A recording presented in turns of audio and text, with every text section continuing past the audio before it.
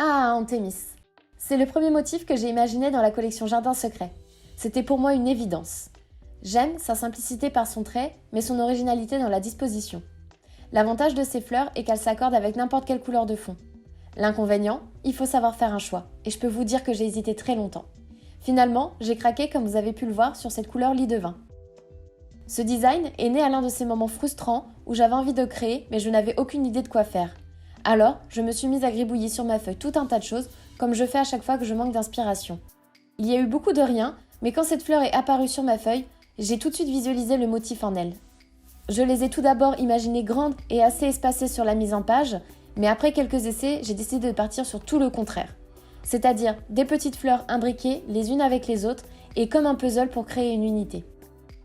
Anthémis a bien failli ne pas s'appeler ainsi. Le nom que je lui donnais initialement était Marguerite. Il a évolué un jour où je discutais des noms de motifs avec ma tante. À ce moment-là, elle me montre le carnet qu'elle tient autour du jardinage des fleurs et en tournant les pages, nous tombons sur la fleur Anthémis. En la voyant, je me suis tout de suite dit que ce serait ça son nom. Lorsque je dessine, il faut savoir que je me base jamais sur une fleur existante.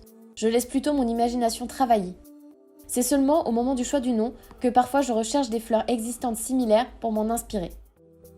Pour la petite histoire, j'avais fait imprimer ce motif pour le plaisir dans une viscose pour me coudre une robe. Le fond était couleur terracotta. Je l'avais cousu dans le modèle Tamara de la maison Victor et je l'avais porté tout l'été dernier.